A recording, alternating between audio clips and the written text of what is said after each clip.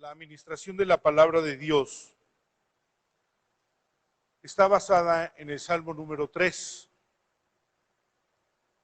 De los salmos que David escribió cuando enfrentó dos circunstancias particulares en su vida, ya las hemos tocado ambas.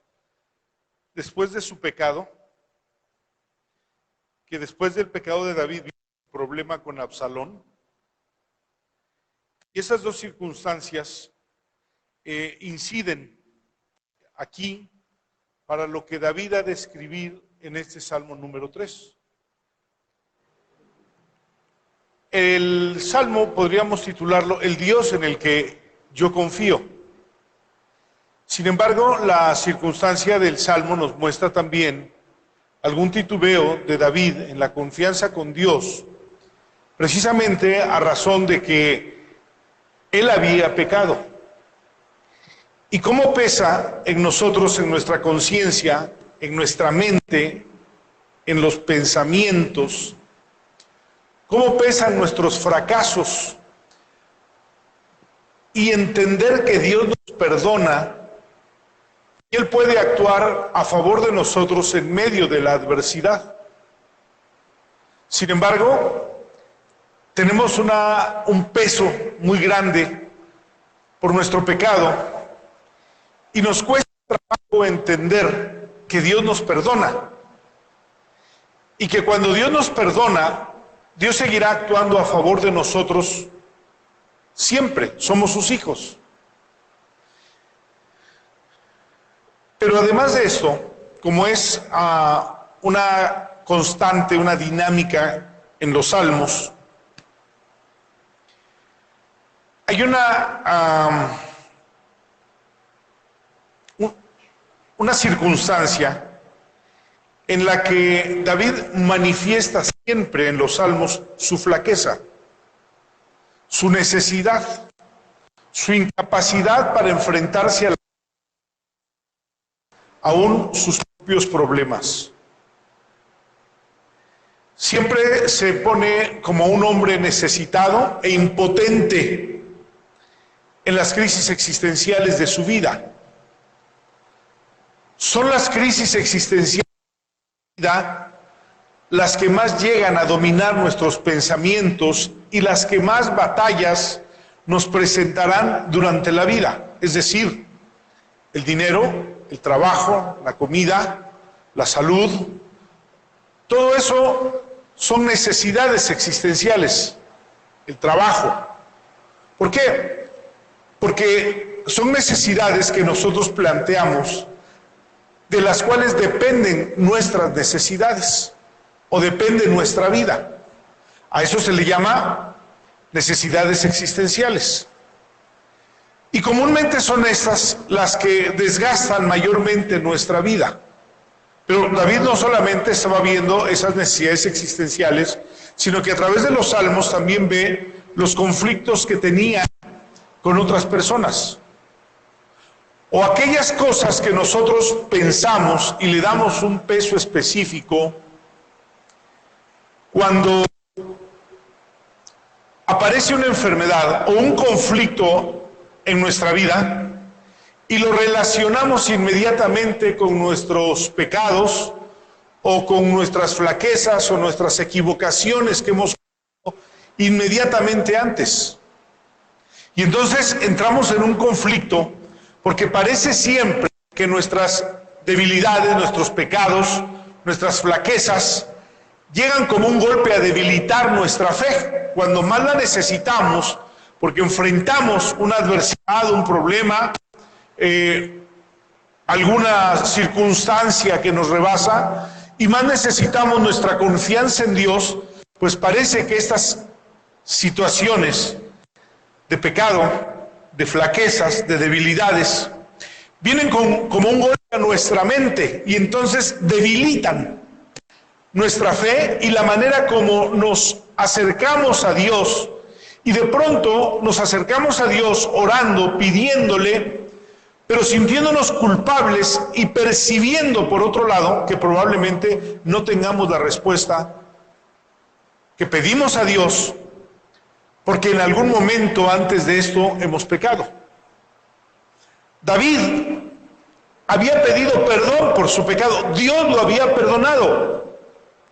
Si nosotros nos acercamos a la Biblia, el perdón de Dios es muy sencillo. Si nosotros confesamos nuestros pecados, Él es fiel y justo para perdonarnos, y la sangre de Cristo su Hijo nos limpia de todo pecado. Pero hemos construido un andamiaje religioso alrededor de nuestros pecados, donde si una persona comete, parece que hemos clasificado los pecados mugrosos y cochinos, los pecados importantes y los pecados que no tienen ninguna importancia. Y a veces decimos, pues es una mentira piadosa, eso no existe. Y tampoco existen los pecados cochinos y los pecados importantes. En la Biblia el pecado es pecado. Es muy sencillo, no tenemos que clasificar nada.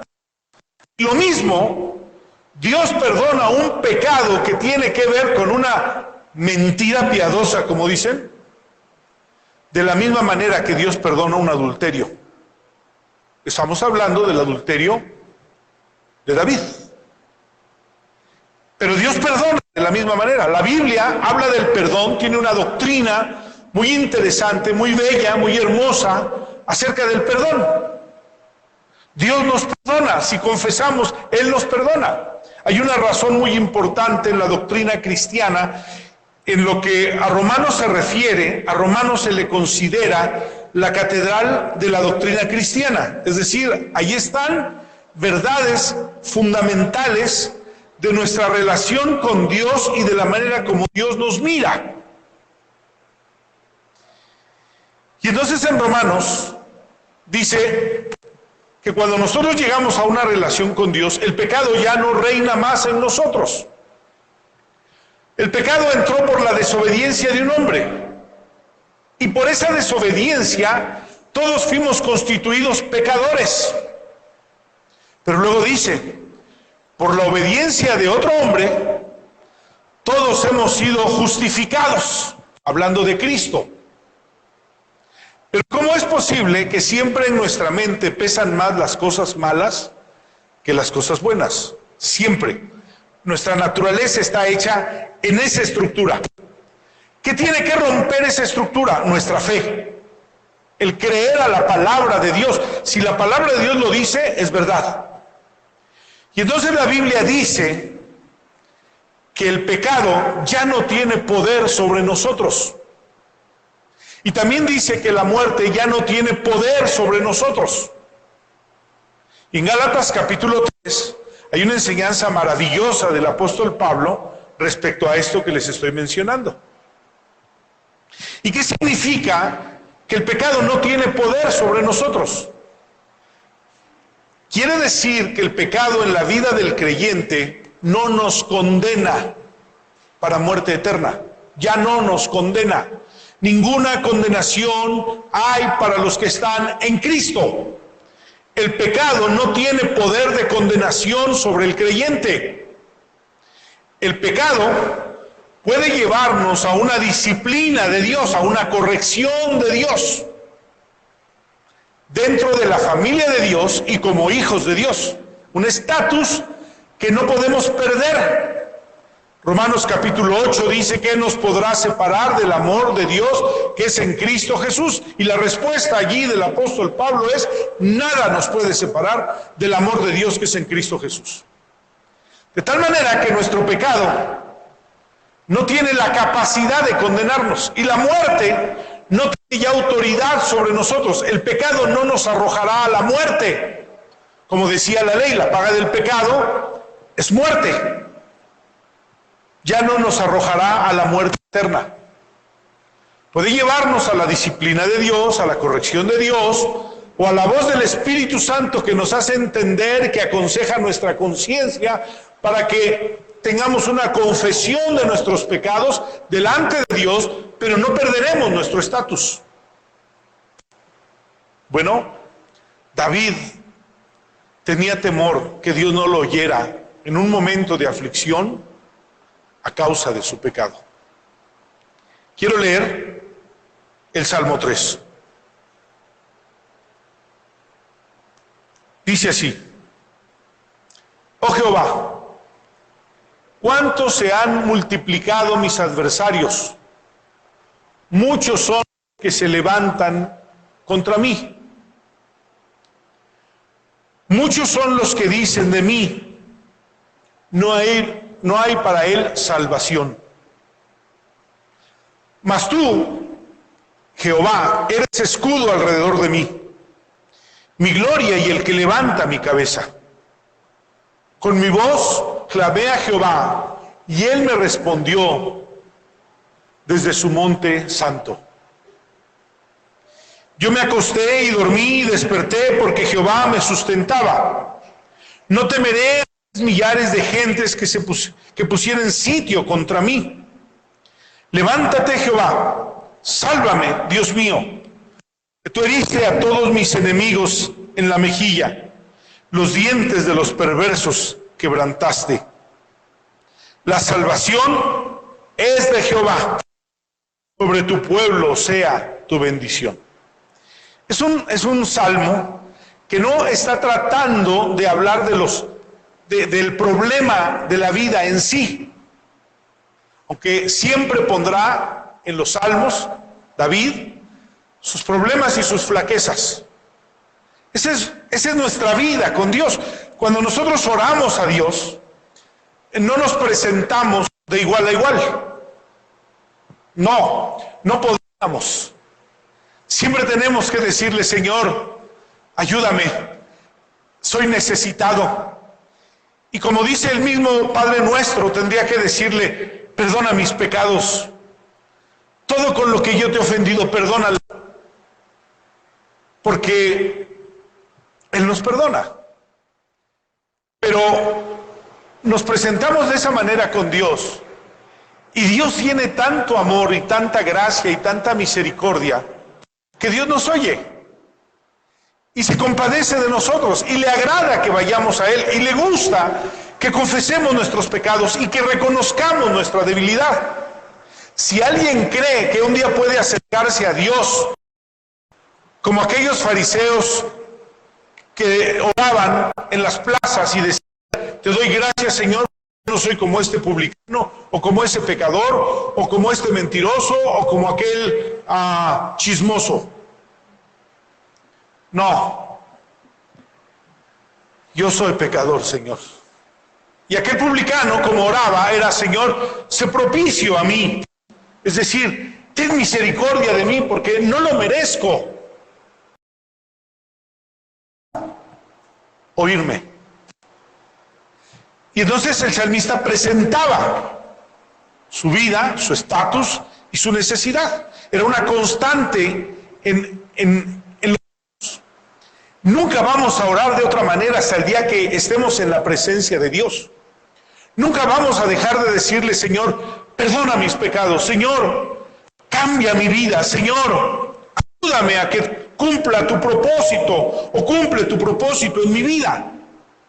Siempre existirá esa parte de la oración en nosotros, porque siempre tenemos una percepción del pecado en nuestra vida. En la iglesia no hay intachables, no existen. El pastor no es intachable, ninguna persona es intachable. Somos perfectos desde la visión de Dios, porque Él cumple su propósito en nosotros. Y les recuerdo que la palabra perfecto en el griego no es intachable, sino cumple el propósito para el cual fue diseñado. Y nosotros aspiramos a cumplir el propósito para el cual fuimos diseñados en Dios, para el cual fuimos hechos en Dios. La Biblia dice que somos nuevas criaturas y que Dios preparó de antemano caminos, obras, para que anduviésemos en ellos. Y entonces, la primera parte de este salmo le dice: oh Jehová, cuánto se han multiplicado mis adversarios. Algo de lo que usted y yo no tenemos control. Pero los adversarios se habían multiplicado porque Absalón había querido usurpar el trono de su padre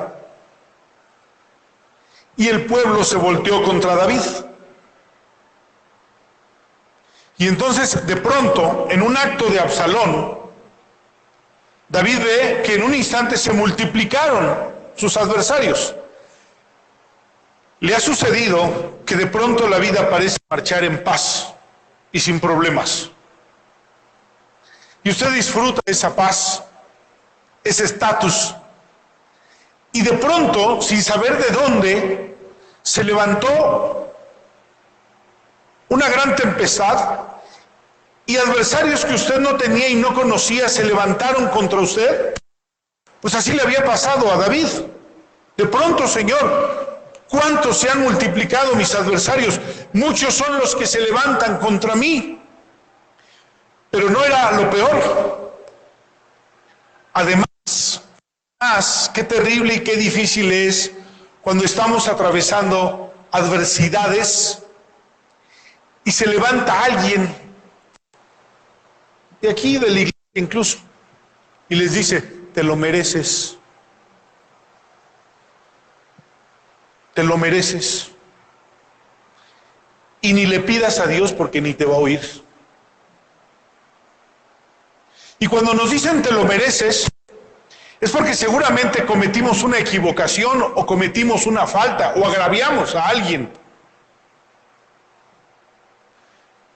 Siempre hay alguien que se encarga de decir: Dios te está castigando. Y ni modo que eso no pese en nuestra mente. Ni modo que no pese en nuestra mente, porque nos sentimos sucios delante de Dios. Pero es probable que ya hubiéramos ido nosotros a pedirle perdón a Dios y ya hubiéramos resuelto con Dios ese problema, pero sigue pesando en nosotros. Aquí había algunas personas, por ejemplo Semei, que le decían a David: Dios está haciendo justicia contra ti.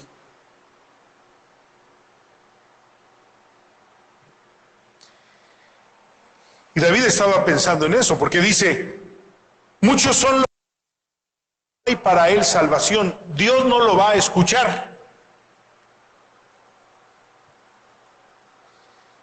Y tenemos una batalla. Esa batalla nosotros la podríamos ganar si entendemos la palabra.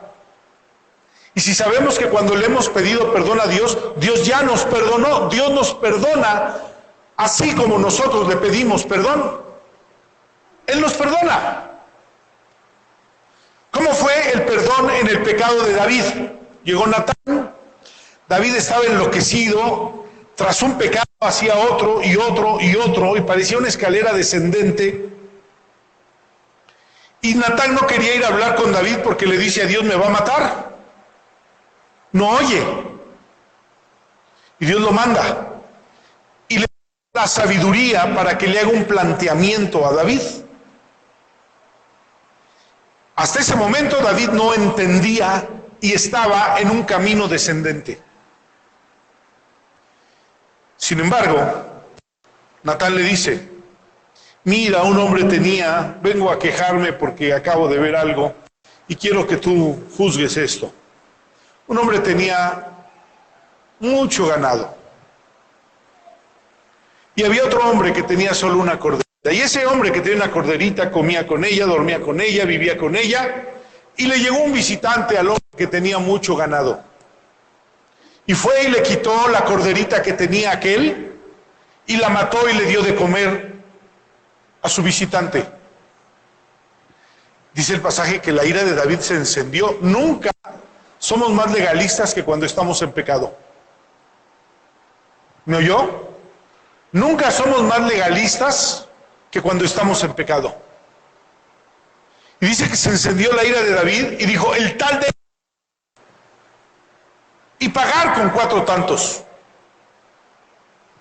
Y el profeta le dijo: David, el tal eres tú. Dios te bendijo, Dios te trajo del aprisco, del redil de las ovejas, y te hizo rey sobre Israel. Y le dice todo lo que le había dado. Y David dice inmediatamente: pequé contra Jehová.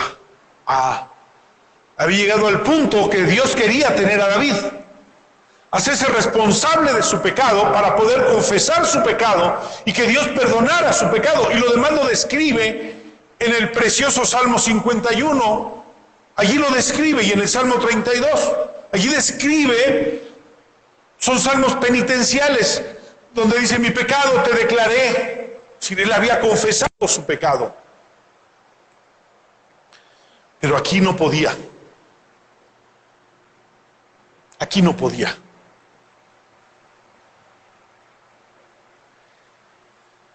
Y no podía con esto, con la mente. Es que pequé, sí, pero Dios ya te había perdonado. Y ahora pasó inmediatamente ese problema con Absalón. Sí, pero Dios te había perdonado. Y entonces dice: mira cómo se han levantado mis enemigos, y muchos son los que me dicen: Dios no te va a escuchar, no hay salvación para ti. ¿Alguien alguna vez le ha dicho: no, Dios no te va a oír? Esto que hiciste, Dios no te lo va a perdonar. Mucha gente lo hace. A veces los creyentes tomamos el oficio de secretarios del diablo y estamos recordándole: acuérdate que hiciste esto y también hiciste esto. Y cómo, si eres así, ¿cómo te va a escuchar Dios?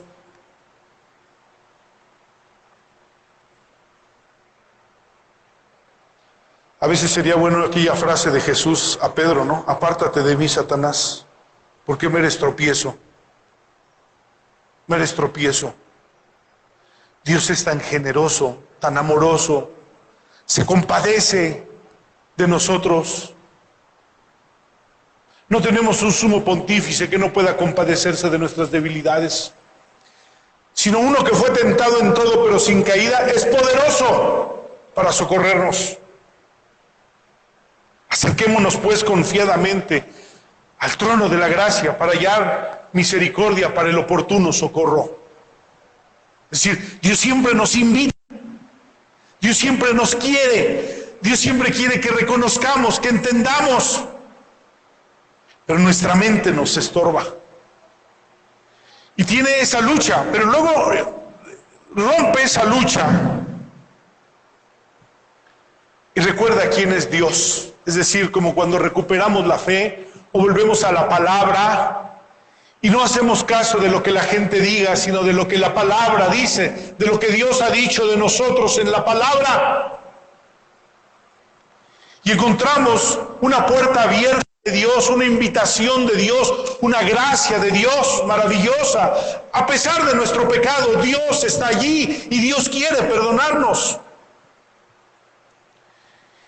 Y se acuerda David de quién había sido Dios.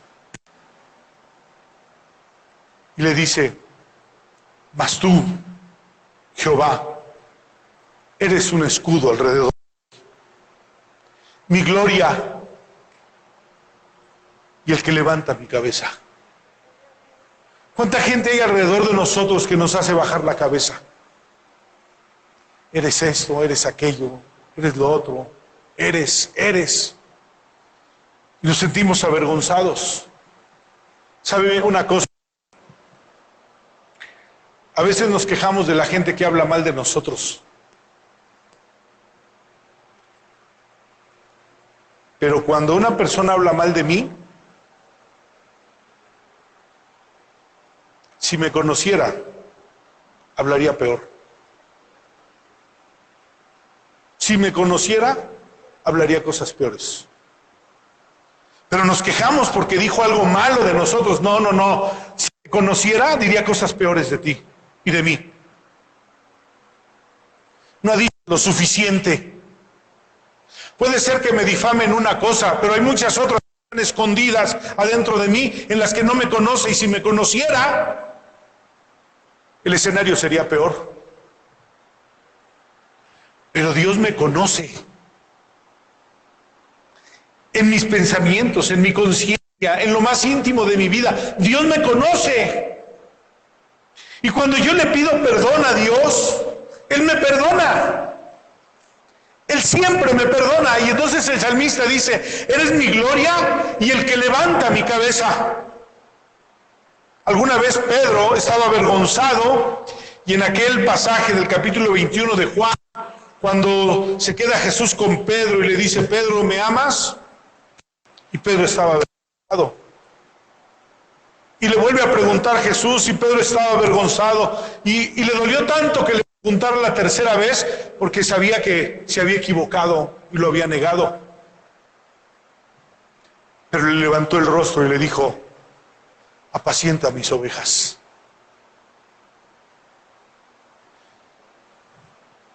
Posiblemente se quedó extrañado. Señor, lo último que tú y yo tuvimos fue que yo te negué. Me preguntas si te amo y sabes que no te amo con amor ágape o con amor filial y aún así me dices, apacienta mis ovejas. Es decir, Él nos conoce, sabe qué cargamos, qué tenemos, sabe nuestros pensamientos, nuestras tendencias. Y un día me invitó para que yo fuera su hijo y fuera de su familia. Yo creo que si nosotros quisiéramos adoptar una persona, nos interesaría saber hasta la tercera generación de la persona que vamos a adoptar para conocer cuáles son sus tendencias. Y terminaríamos diciendo, no.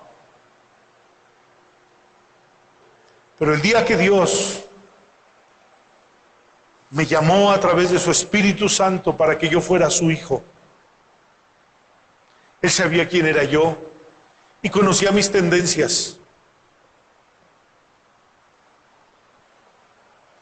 Y quiso que yo fuera su hijo.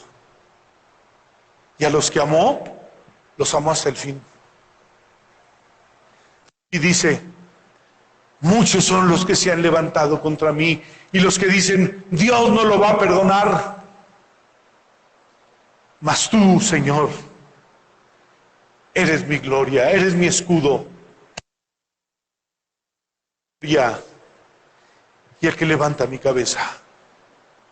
En Deuteronomio Dios le dijo a Israel, ¿quién como tú, oh Israel? ¿Quién como tú, pueblo adquirido por Dios, espada de tu triunfo y escudo de tu socorro? Dios nunca dejará de ser lo que desde el principio fue para nosotros. Y es posible que hemos pasado por muchos fracasos. Es posible que hemos cometido muchos pecados. Es posible que a la luz de los hombres no somos aptos. Pero Él es mi gloria y el que levanta mi cabeza. Y entonces dice, con mi voz clamé a Jehová y Él me respondió desde su monte santo. Y entonces habla la victoria que David conoció el día que tuvo que enfrentar una adversidad, cuando en su mente pesaba más su pecado que su posición con Dios. Siempre debe de pesar más nuestra posición en Cristo como hijos de Dios, aunque nuestro pecado, porque nuestra posición en Cristo debe de hacernos saber que nosotros no fuimos hechos para perder el pecado.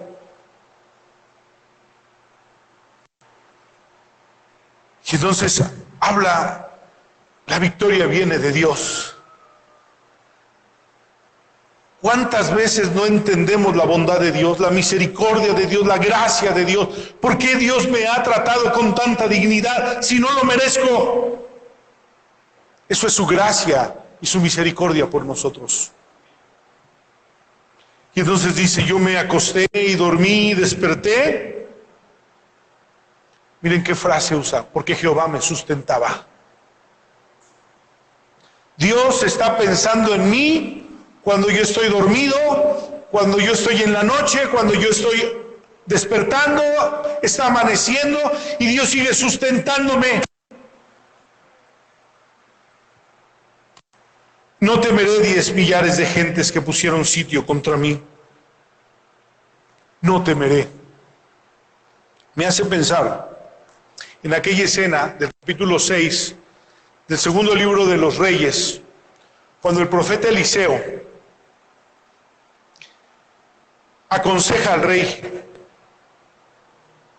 de Israel, que tenía guerra contra el rey de Asiria,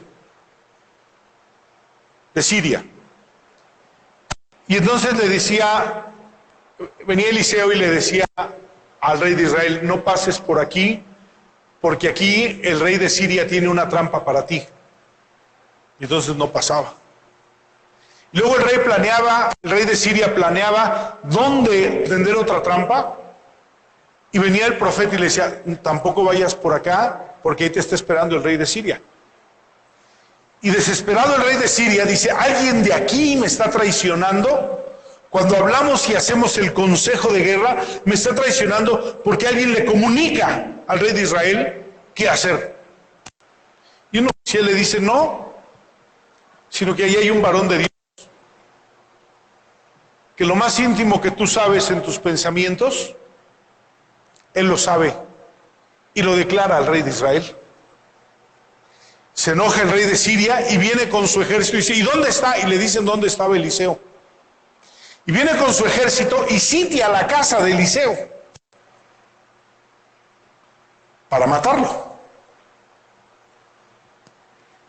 Y entonces el siervo de Eliseo está angustiado cuando abre la ventana por allí y se da cuenta de todo lo que había y de todo el ejército que había. Y entonces se angustia y le dice a Eliseo: ¿qué va a pasar? ¿Ya viste lo que hay allí? Y Eliseo le dice: Señor Dios, abre los ojos de mi siervo.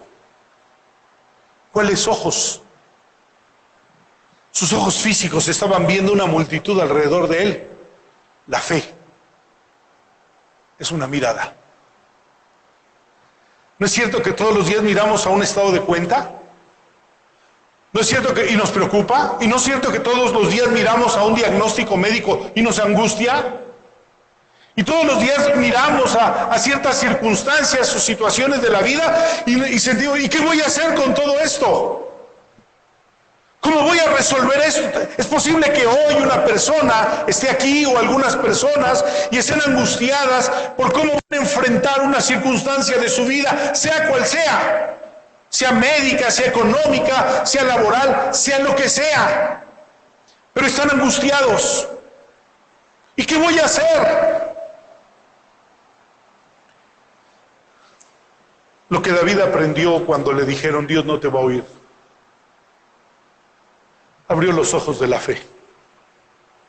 Se acordó que Dios está donde le creen. Dios está donde le creen. Dios está donde confían en Él. Estos confían en carros y en caballos, pero nosotros, en el nombre de Jehová de los ejércitos, tendremos memoria. Ahí está nuestra memoria, la fe, los hechos portentosos de Dios. Que Dios no me desprecia cuando yo he fallado, sino me invita para que yo confiese mi pecado, y Él me perdona y sigue tratándome como un amado hijo que Él adquirió en la cruz del Calvario. Y David abrió sus ojos a la fe, y Eliseo le dice: abre los ojos de este siervo. Y entonces, ¿qué es lo que vio el siervo de Eliseo? Vio un campamento de millares de ángeles. Y Eliseo le dijo: más son los que están contra nosotros que los que están, más son los que están con nosotros que contra nosotros. Más son los que están contigo que los que están contra ti. Más son los que están contigo que los que están contra ti. No prevalecerán los que están contra ti. Pero abre tus ojos en la fe. Ve qué dice la palabra de Dios de ti, lo que Dios ha dicho de ti. Y lo que Dios ha dicho de ti es más poderoso que lo que la gente pueda decir de ti. La gente dice: no hay salvación para ti. Dios dice: yo soy tu Salvador. La gente dice: Dios no te va a oír. Dios ha dicho: yo soy tu sustentador. Siempre te sustentaré con la diestra de mi justicia, siempre por amor a su nombre. Y en esa mirada de la fe, Eliseo estaba confiado. Hermanos, cuando estos ojos miren hacia los problemas, acuérdese de la palabra de Dios y mire a ella. Y lo que diga la palabra de Dios es más real que lo que dicen sus ojos. Porque el dicho de Dios nunca fallará. Aprender a ver a Dios en la fe. Porque si entramos a la batalla de nuestra mente nos va a destruir. Ese es el Dios en el que confiamos. Ese es el Dios en el que confiamos. El Dios de su palabra, de sus dichos. El Dios de misericordia, el Dios de gracia. El Dios que ha hablado en la Biblia de nosotros. Y entonces, no temeré a 10 millares de personas que pusieran sitio contra mí. Estoy confiado. Levántate, sálvame, Dios mío, porque tú heriste a mis enemigos en la mejilla y quebrantaste los dientes de los perversos. Algo que este salmo dice hoy y que usted nunca deberá olvidar. Estando en el peor escenario de su vida y en las peores aflicciones de su vida, recuerde lo que este salmo dice aquí en el último versículo. La salvación es de Jehová y sobre su pueblo su bendición. ¿Está afligido? ¿Hay angustias? ¿Hay problemas? ¿Está rebasado? La salvación es de Jehová. ¿Tiene problemas económicos donde se siente terriblemente rebasado? La provisión es de Dios. ¿Está enfermo y ha perdido el control de su salud? La sanidad es de Dios. ¿Ha caído? ¿Ha fracasado? ¿Ha pecado? El perdón y la misericordia es de Dios. La salvación es de Jehová y sobre su pueblo su bendición. Cierre sus ojos. Oh Dios, tú eres escudo alrededor de mí, mi gloria y el que levanta mi cabeza. Tú eres Dios. Tú eres Dios. Tal vez hay aquí alguna persona que necesita encontrarse con Dios. La vida ha sido terrible y necesita que Dios ponga paz y ponga orden en su vida. Dios le invita esta tarde a acercarse a Él. Dice la Biblia, el que a mí viene yo no le echo fuera. Tal vez usted, que ha conocido a Jesús, ha debilitado su fe, sus circunstancias, lo que la gente dice de usted, le ha hecho dudar. Venga a la fe. Tome la palabra de Dios y viva por ella. No solo de pan vivirá el hombre, le dijo Dios a Israel. Se lo dijo a Israel en el libro del Éxodo. No solo de pan vivirá el hombre, sino de toda palabra que sale de la boca de Dios vivirá. Tome la palabra de Dios, ore hasta que la crea y confíe en Dios, porque de Dios viene la salvación. Señor, bendice tu palabra. Bendice tu palabra en el corazón de la iglesia, Señor. Hazla prosperar. Y que ellos puedan saber el Dios en el que confían. Conocerte. No lo que la gente dice de ti, lo que tú has dicho de ti y de nosotros, y que vivamos por eso, Señor. Bendice tu palabra en el nombre de nuestro Señor Jesucristo. Amén.